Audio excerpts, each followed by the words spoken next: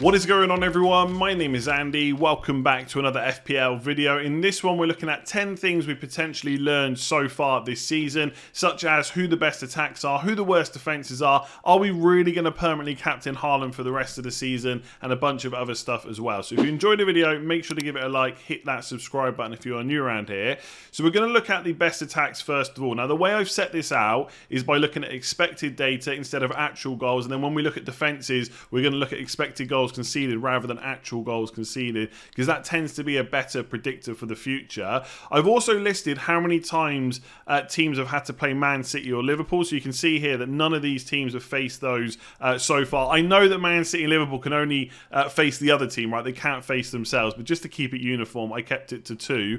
And then obviously how many times they've played last year's top 6 as well, because I know sometimes you'll put out some data and someone will say, well, that's skewed because of this fixture, that fixture, so it provides a little bit of context. So the top 5 best attacks include Man City, Liverpool, Arsenal and Spurs. I don't think too many people would be surprised at that. I think the couple of standout things that we can maybe take away from this is, one, just how good the Arsenal attack has been. It's very close to what Liverpool are getting, 1.83 expected goals per 90. That is brilliant. If they can keep up anywhere near that level throughout the fixtures they've got coming up, which are a little bit tougher, they will be a force to be reckoned with for the rest of this season. So the Arsenal attack looks good, and I think when the fixtures turn again from game week 13 onwards, we're going to want at least 1, maybe 2 of their attackers back in our side like we have had since probably game week 1 for most of us. The other thing is Liverpool still putting up 2.03 expected goals per 90. I know a lot of that would have come from the Bournemouth game, but ultimately they are still generating quite a few quality attacks, considering that most people would agree by their standards at least, they've not had a great start to the season. So I think that is promising for some of their upcoming fixtures. I know they've got to play Arsenal away, Man City at home. Those games will not be easy, but from game week 9 and then game week 12 onwards, the fixtures do look pretty good. So even if you don't want a Liverpool attacker now, and I'm not just talking about Salah, that could include maybe Diaz and Nunez as well, I would start thinking about how you're going to do that later on, especially from kind of game week 12 onwards. The other thing that kind of stands out is the fact that Leeds are in the top 4, 1.57 expected goals per 90, extremely good. They've also got some decent fixtures coming up. I know a lot of people are looking at Sinistera as a possible midfield punt. He's 6.5 million. You could potentially go for him instead of Martinelli for at least maybe a short-term punt. I think the other one to look at is Bamford. I would just worry a little bit about his fitness, but if he does play decent minutes for the next 5 to 6 game weeks, there's every chance that he could match or even outscore the likes of Tony and Isak. So I just think he's that good, and as we can see from this, Leeds have done pretty well so far. So that's the top 5 attacks. 4 of them are probably as expected, but Leeds getting in there again. Even under Marsh, maybe they've improved a little bit defensively, but especially attacking-wise, they're still doing really well. So when we look at the worst attacks, and these are the bottom 5, that little bit of context maybe helps out, because all of these sides listed apart from Southampton have had to play at least 1 of Man City or Liverpool. Bournemouth have had to play both of them already, and then you look at how many times they've had to face last season's top 6,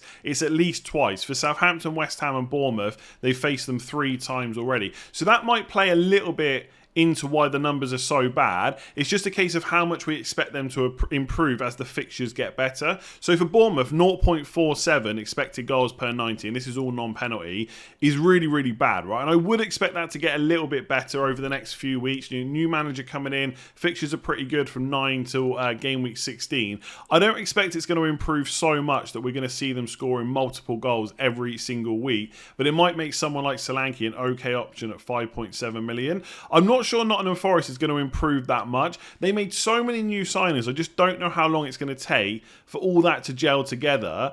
And because they've got so many players there, there's going to be a bit of rotation. And I'm not sure that kind of helps with the fluidity of the team getting better in attack. And obviously they're newly promoted sides, right? No one's expecting them to go and be Liverpool or Arsenal or Man City anyway. But it's just not an attack I think I would be looking at going at right now, because either the players aren't completely nailed on, or even if they are starting most weeks, their minutes are always going to be at risk just because of the sheer amount of players they've got. So I don't really rate Forest all that much from an attacking point of view right now. I think Southampton, West Ham and Villa. West Ham are the ones that I'm most surprised being so low. Because of Bowen, because of Antonio, they've brought Scamacca in. They've generally had a fairly decent attack, right? Again, it's not up to the levels of Liverpool, Man City, but not many teams are.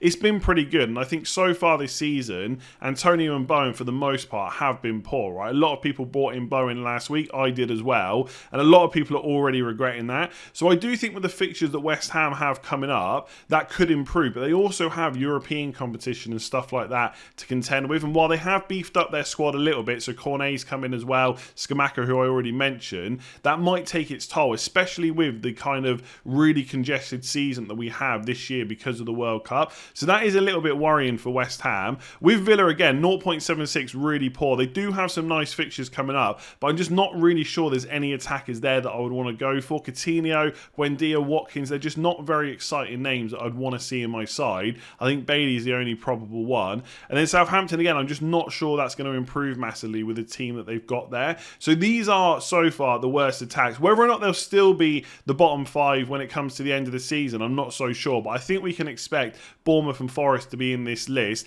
I think West Ham can probably get themselves out of it. Villa have got the players to do it. It just remains to be seen whether Gerrard can get them going. And Southampton, I just would be a little bit concerned about. Okay, let's take a look at the best defences. And as expected, by far, Man City are the best defence in the league. They have been for years now. 0.49 expected goals per 90 conceded is absolutely ridiculous. And it's one of the reasons that I'm really trying to get Cancelo in my wildcard team. And while I probably want him from game weeks 13 to 16 as well, when their fixtures are really good, ideally I'd have a second Man City defender, but we'll have to see what the lay of the land is when we get to game week 13. Is Gomez getting minutes? Which centre-backs are playing? Is Kyle Walker fit? All these things will need to be answered. So I'll keep an eye on that. I think elsewhere, Liverpool at 0.98 is still pretty good, right? They can do better, of course, and Matip, Thiago, all these players being fit and playing regularly will definitely help them. But if you think about the way we're talking about Liverpool, definitely below the standards we expect, but they're still top 2 for expected goals per 90, top 5 for expected goals conceded. That tells me their fortunes will change sooner rather than later. It might not be immediately, it might not even be till after the World Cup, but if they keep putting up these numbers, they're not going to keep getting the results that they have so far. So I think Liverpool definitely ones to keep, not keep an eye on as if we don't know they're great, but obviously they haven't been great so far. So I think one to keep an eye on in the future for transfers and stuff like that. Spurs, I think, look, I expected them to do pretty well defensively. I don't think we've learnt much there. We just want one of Perisic, Sessegnon, Doherty, someone like that to be nailed on for minutes. That's really what we're waiting for, to get one of them in our teams. Arsenal, again, expected them to improve this year. I'm not sure I expected it by quite this much. 0.77 expected goals conceded. And I've said expect quite a lot already, haven't I? But that is proper decent. Now, again, we'll have to see what happens when they start facing more difficult teams. But if they can keep up those kind of numbers when they play the likes of Spurs and Liverpool, etc., then they're definitely defenders that we can even maybe think about setting and forgetting, right? Like, you know, like how we play Cancelo in most games, you could start thinking about doing that with the likes of Saliba and Gabriel as well. And even if we don't do that, I think when the fixtures turn again and I've got an extra transfer spare, or maybe it's on unlimited transfers over the World Cup, I will definitely look at getting an Arsenal defender back in my team because they're still really good value. The most interesting one on this list for me is probably West Ham. They have already played Man City. They've played 3 of last year's top 6 and their expected goals conceded are 0.87. Now, of course, we've got to put the whole caveat on this video. This is a small sample size, but that is quite promising, and it's why I'm looking at Fabianski and Zuma for potential options on my wildcard squad, because if they can keep up anywhere near those numbers going forward, they will be really great value, and the fixtures they've got coming up are decent. So up until game week 16, they got 3 away games: Man United, Liverpool and Southampton. Now, it's a bit annoying that the Liverpool Man United games are in quick succession, but if you're buying a goalkeeper to have from now until 16, or a player to have on your bench that you can bring in when you need them, it ain't so bad. And the home games are really good: Wolves, Fulham, Bournemouth, Palace and Leicester as well in game week 16. Now, I always think Leicester are a team that can score, but on paper 9 to 16 looks really good for West Ham, and these numbers are very encouraging. So I'm quite tempted to get one of them on my wild card, but so far these are the best defences. A bit like the attack, I think we expected 4 of them. West Ham probably the standout there. Okay, so let's take a look at the worst defences, and it's worth pointing out that they've all had to play at least one of Liverpool or Man City, and Crystal Palace and Bournemouth have had to play both already. So that could play some part as to why they are in the bottom 5 for defensive performances, but I don't think it's that surprising season to see Nottingham Forest, Fulham and Bournemouth in the bottom 5. It is just difficult for newly promoted sides to come up and keep the amount of chances that the opposition get down to a decent level. I think we saw Sheffield United do it a few seasons ago, but obviously even they struggled in the second season. So I think Forest, Fulham and Bournemouth, they are going to be teams that we're targeting throughout most of this season. I think they'll be in the bottom 5 for a large period, right? They might go through spells where they do okay, but ultimately we're going to be targeting those defences. The more interesting kind of question is whether Palace and Everton can improve. So Crystal Palace last year, again, when you look at expected data, were in the top 5 best defences. So to see them in the bottom 5 now is a little bit surprising, but they have had really tough fixtures. There's probably some middle ground, right? They're probably not a top 5 defence, but they're also not a bottom 5 defence either. They're probably somewhere in between. So when you look at their upcoming fixtures from game weeks 9 to 16, it's probably okay to put in like a Gay or an Anderson or a Guaita, as long as the minutes are good, into your team. So I think Crystal Palace can definitely do better. I do wonder if they're missing someone like Conor Gallagher in that team, but we're only really going to know when the fixtures get better just how good that defence is. But I would still rate it fairly highly, but definitely not in the top 5. With Everton, I'm a little bit kind of less sure about how much they can improve. I know they've made some really good signings. We'll have to wait and see if Patterson, by the way, is fit to play after the international break. He did go off with an injury for Scotland. But obviously Cody there, they've got the centre-back partnership with Tarkowski. Idrissa Guey's come in as well. And I think to kind of put it down to like simple terms, the team is fighting for Lampard. They are kind of up for it, right? And I know that's not, top level analysis, but when you watch the games, that's what it feels like. But as you can see from the numbers, they are still shipping chances. And I know Idrissa Guey's only just come in, but I don't know if they're going to improve that heavily. So I don't...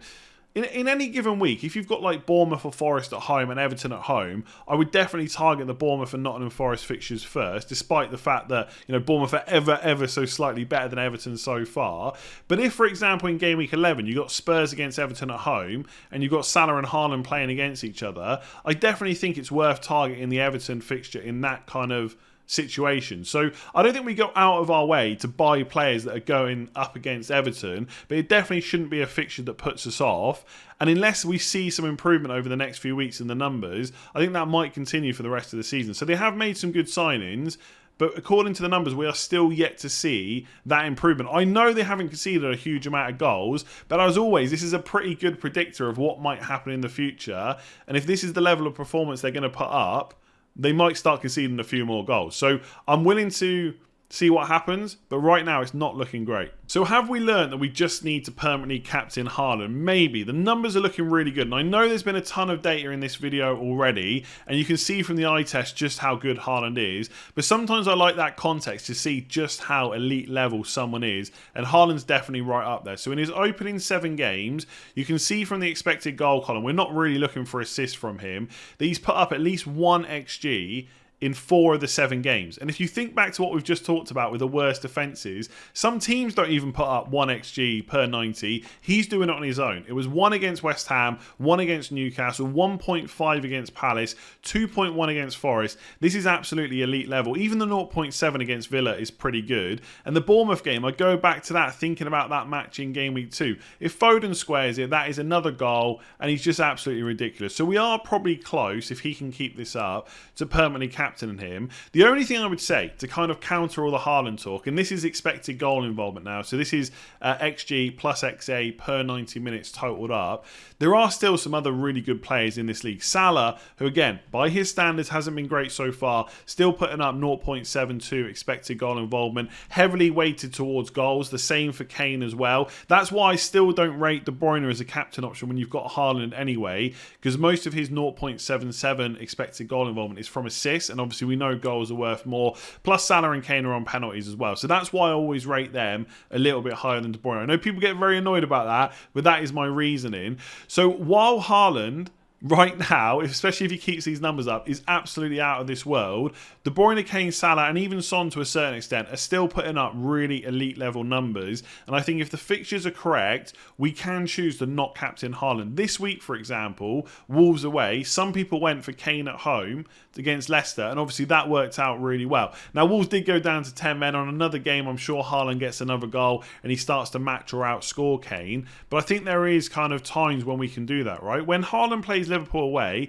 that's going to be one of the hardest games he has all season. That could be a week where you look elsewhere. I think when we talk about permanent captain, right, we had all these same discussions with Salah last year, by the way, and ultimately he was not permanent captain for the rest of the season. That's going to happen with Haaland as well. He is not going to score every single week, right? I think we can all probably agree on that. But I think the numbers he's putting up means you have to have a really good reason to go against him. So Kane against Everton at home, when Haaland plays Liverpool away, that could be a time to do it. But if we look at the kind of rest of the fixtures, there's probably not too many games where you want to go against him up until game week 16. Home games against Brighton, Leicester away, Fulham at home, Brentford at home. He's probably going to be the captain in all of these games. He's going to be captain against Southampton, and arguably he's better than Salah playing Man United at home as well. So it's only really 11 and 12 that we're looking not to do it. So I know sometimes when people talk about permanent captain, it's just that, you know, they're going to do it most weeks in the good fixtures. But I think it's looking quite legit right now that he could be not permanent, but the player that we captain the most over the next few weeks. I just think you need a really good reason to go against him, and there just aren't that many right now. So have we learned that big at the back is dead? Yeah, quite probably. At least from game weeks 9 to 16. I don't think many people are going to be playing with 4 and 5 at the back. I do think there's still cases to be made to have Cancelo in your team, probably Reece James, maybe even Trent Alexander-Arnold as well. You could, from game weeks 13 to 16, have a second Man City defender as well. But I think ultimately things have kind of changed from what we expected pre-season, that the forwards are doing really well. And last year there was just no forwards to choose from at all. Right now you've got Haaland, 73 points. Kane's on 50. Tony's a nice price at 7.2 million. He's on 47 points. Mitrovic is in a lot of people's teams. Some people have got Isak as well. We'll have to wait and see if he's fit. Some of us are looking at Solanke. There is just suddenly a lot of options that we didn't have last year. And ultimately, it's not just that. It's also that the defenders haven't done that well, right? If Robertson and Cancelo and Trent and James all together combined, and Perisic was playing every week, and they were doing really well, we might still be doing 5 at the back, and we might just ignore those forwards. But it's a combination of those things. The forwards are doing well, the defenders aren't. And like I said, it's just hard to justify having 4 or 5 big defenders. Robertson just not doing it at the moment. Perisic is a bit of a minutes risk. We'd all, at least I say we, I would love to have the Reece James and Chilwell double up, but we just don't know if Chilwell's going to be that nailed. How many minutes is he going to get under Potter? In his first game, he played Sterling instead. So there's lots of big defenders around. They're just not doing the business right now. So I think 3-5-2 and 3-4-3 formations are definitely making a comeback, and with good reason. So we probably have learned big at the back. For now, don't ever say never, right? From unlimited transfers after the World Cup, it could be the case we go back to it. But right now, it's dead. There's too many good value, cheap defenders that you could even bench a lot of weeks if you wanted to.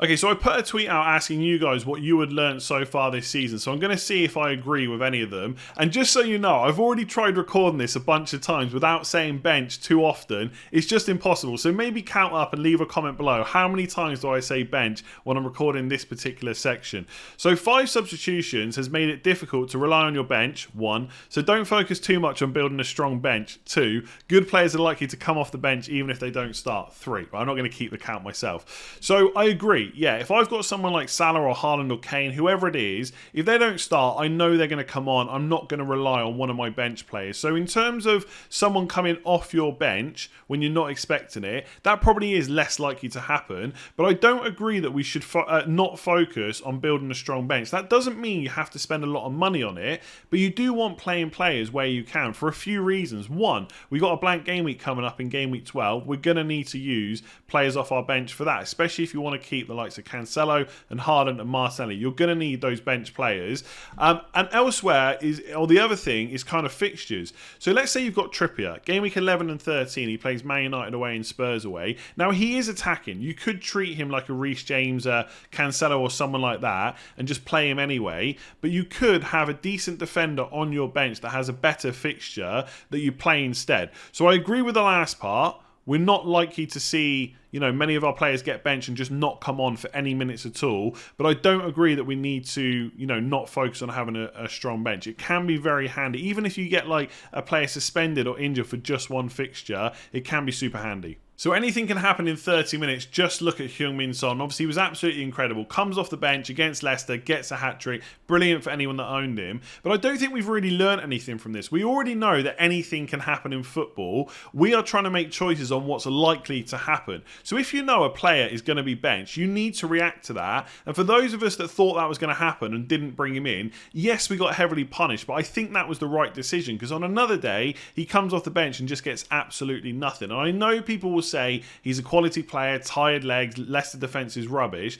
But if you're going to bring a player in, you want the one that's going to play 80 to 90 minutes rather than the one that's going to get 20 to 30 minutes. And yes, on this occasion it worked out, but on many occasions it doesn't. So I don't think we've learned anything here. We know crazy things can happen in football. We still need to keep doing what we think is likely to happen, not what could happen, like Heung-min Son did in game week 8. Okay, so the £8 million midfield value just isn't there, and I somewhat agree with this. I think part of the problem is what people's expectations were for these players. I think the likes of Foden, Diaz and Saka, we just expected them to go and score points like we've seen Salah and Son and De Bruyne do in the past, and that just hasn't happened. But ultimately, I've had an £8 million midfielder for most of this season. I had Luis Diaz. I would have gone for Saka if I wildcarded in game week 8. I would have had Maddison and Bowen, so I would have had 3 of them. Maybe that was the incorrect call in the end, right? Because Bowen didn't do anything. But even this week on a game week 9 wildcard, I'm probably going to have Maddison. So I do think there's some value there, but I'm not expecting them to perform like a 10 or 11 million pound player. And if you look at the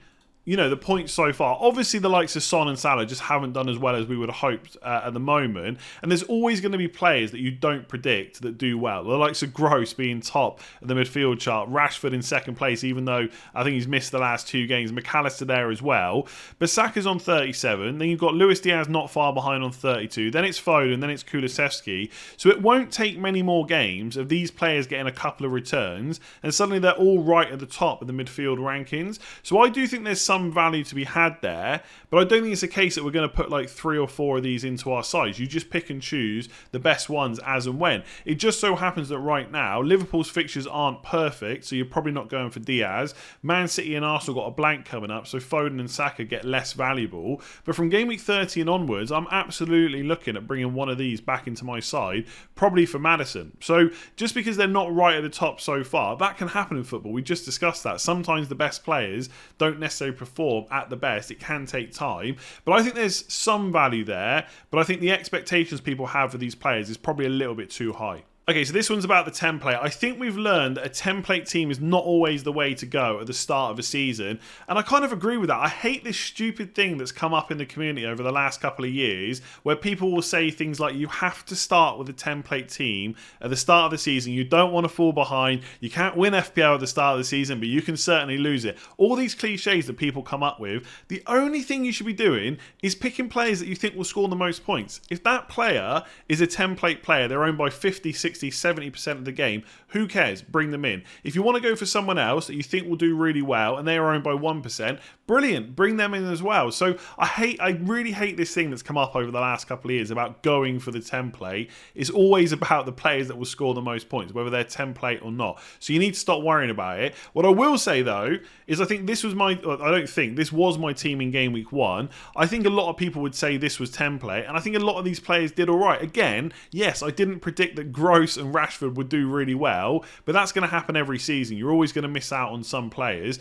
Jesus, Martinelli and Gabriel all did really well. Cancelo's been brilliant. Reece James, I think he's only actually played 5 games. He missed the Southampton game, and he's got 7 pointers in 3 of the other 5 games that he's played. So he's done pretty well. Luis Diaz, I would say, has done all right. Haaland's been brilliant. So I think a lot of the template players did well, but not all of them. But that's always going to be the case, right? The only way you're ever probably going to win FPL is if kind of, 8 to 11 of your players do well in most weeks, and that's just not going to happen for most of us. So I think when you look at the template, forget about it, right? When you're picking your wildcard teams in game weeks 8, 9, 12, 13, whatever it might be, just pick those players you think are going to score the most points. Who cares if they're template or not? It doesn't matter as much as you think it does. So there we go. Hopefully you enjoyed that one and found it useful. 10 things that we've potentially learned so far this season. Let me know in the comments below what you disagree with. If you have enjoyed that video, make sure to give it a like and hit that subscribe button if you're new around here. I don't know if we'll have a video tomorrow, but we'll definitely have one on Sunday,